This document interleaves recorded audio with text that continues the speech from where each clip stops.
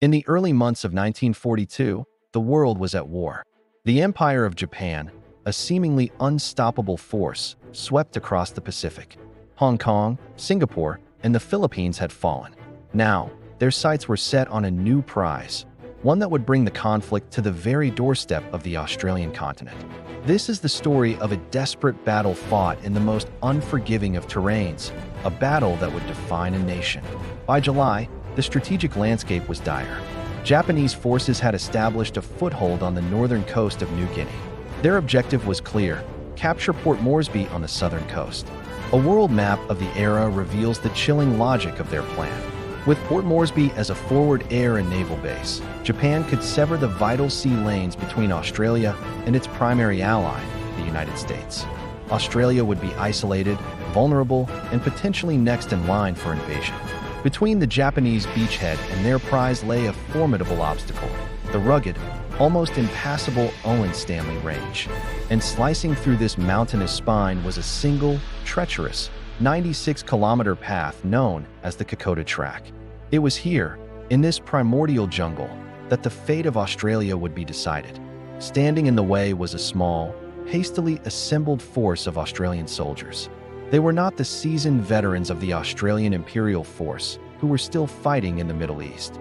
They were the men of the 39th Battalion, a militia unit comprised mostly of young, undertrained volunteers.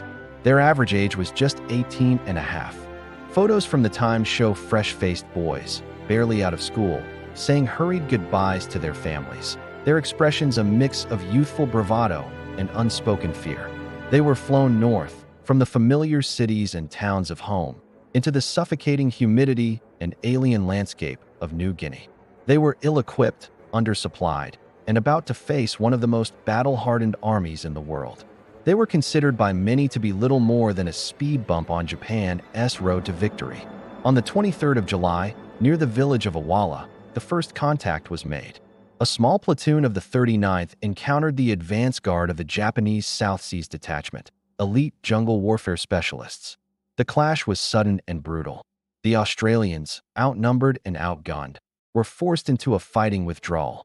This set the pattern for the weeks to come. The Japanese advance was relentless. At Oivi, the Australians were flanked and forced to retreat further into the mountains. The terrain itself became a weapon. Soldiers fought in a green hell of torrential rain, knee-deep mud, and suffocating jungle canopy that blocked out the sun. Visibility was often reduced to mere meters, turning firefights into chaotic, close-range struggles for survival. The main Australian defensive line was established at the village of Isarava. Here, the beleaguered 39th Battalion, reinforced by veterans from the 21st Brigade, braced for the main Japanese assault. From the 26th to the 31st of August, some of the most desperate fighting of the Pacific War took place. Animated maps show the relentless Japanese pressure, wave after wave of soldiers hurling themselves at the Australian positions.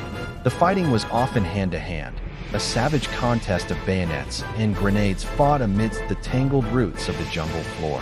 The Australians held their ground with ferocious courage, but the cost was immense.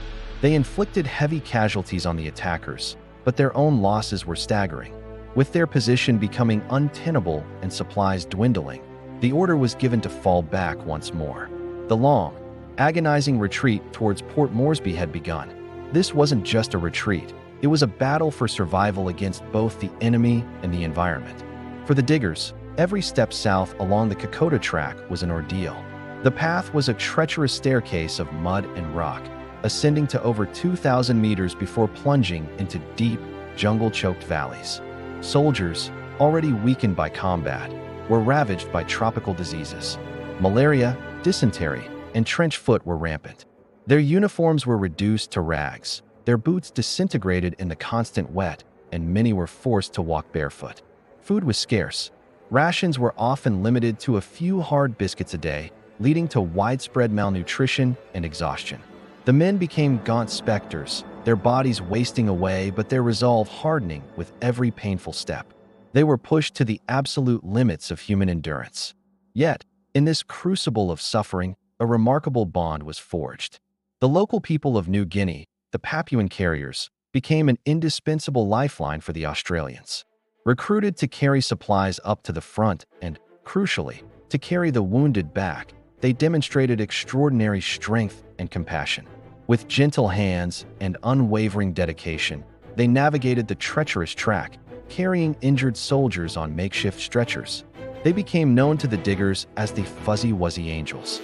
Countless Australian soldiers owed their lives to these men, whose bravery and humanity shone like a beacon in the darkness of the jungle. Their contribution was not merely logistical. It was a profound act of solidarity that would be forever etched into the memory of the campaign. By early September, the situation was critical. The retreating Australians had been pushed back to the final major defensive obstacle before Port Moresby, a high ridge known as Brigade Hill. Here, the remnants of the 21st Brigade, exhausted and depleted, prepared to make another stand.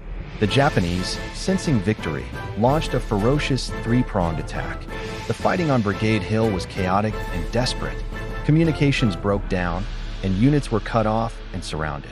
The Australian headquarters was overrun, and the brigade commander was forced to flee into the jungle.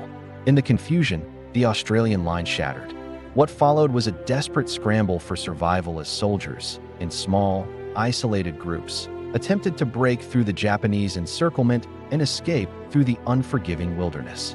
The battle for Brigade Hill was a disaster for the Australians, a crushing defeat that brought the Japanese to within sight of their goal. From the heights of Iorobiwa Ridge, just 48 kilometers from Port Moresby, the Japanese soldiers could finally see the lights of the town twinkling in the distance. Victory seemed imminent. The path to isolating Australia was open. Morale among the Australian High Command was at rock bottom. Plans were even being drawn up for the defense of the Australian mainland itself. Yet, just as the situation appeared its most hopeless, the tide began to turn. The Japanese, much like the Australians before them, were at the end of a long and perilous supply line. Their soldiers were also exhausted, starving, and racked with disease. Crucially, their strategic priorities were shifting. On another Pacific island, Guadalcanal, a major battle was raging, and the Japanese High Command made a fateful decision. They ordered their forces in New Guinea to withdraw from Iorobiwa and fall back to the north coast to consolidate their positions at Buna and Gunna. On September 28th, Australian patrols advanced to Iorobiwa Ridge to find it eerily abandoned. The retreat was over. The advance was about to begin. Now, it was the Australians' turn to attack. Reinforced with fresh troops and better supplies, they began the arduous task of pushing the Japanese back along the same muddy, blood-soaked track. The roles were now reversed.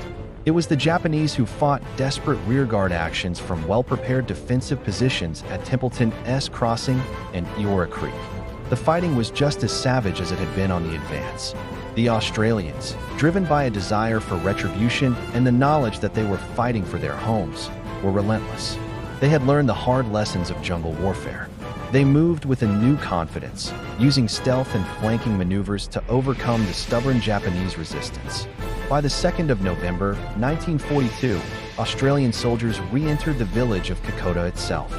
They raised the Australian flag over the station, a symbolic moment that marked a definitive turning point not just in the campaign, but in the entire Pacific War. The recapture of Kokoda was not the end of the fighting. The campaign shifted to the north coast, where the Japanese had established heavily fortified beachheads at Buna, Gunna, and Senananda. What followed was a brutal and bloody struggle to eliminate these last pockets of resistance. Joined by American forces, the Australians faced an enemy dug into a complex network of bunkers and machine gun posts. The fighting was slow, costly, and attritional. Every meter of ground was paid for in blood. Finally, on the 22nd of January, 1943, after months of relentless combat, the Allied command declared the campaign in Papua complete. The Japanese threat to Australia had been extinguished. The cost was immense. Over 600 Australians were killed on the Kokoda track itself, with thousands more wounded or struck down by disease. The final battles on the coast brought the total Australian casualties to over 2,000 killed and thousands more wounded. The Kokoda track campaign was a defining moment in Australian history. It was a battle fought not by generals on maps, but by ordinary young men in the most hellish conditions imaginable. They were pushed beyond the brink of exhaustion, racked by disease, and faced with a determined and ruthless enemy. But they did not break. In the mud and misery of the jungle, they discovered a resilience they never knew they possessed. They fought for each other, for their country, and for the belief that a line had to be drawn. The legacy of Kokoda is one of sacrifice, endurance, courage, and mateship. It is the story of how a nation's fate was secured by a handful of brave men on a forgotten jungle path. A story that continues to resonate with all who cherish freedom. Thank you for watching. If you found this story meaningful, please like, share, and subscribe for more chapters from history.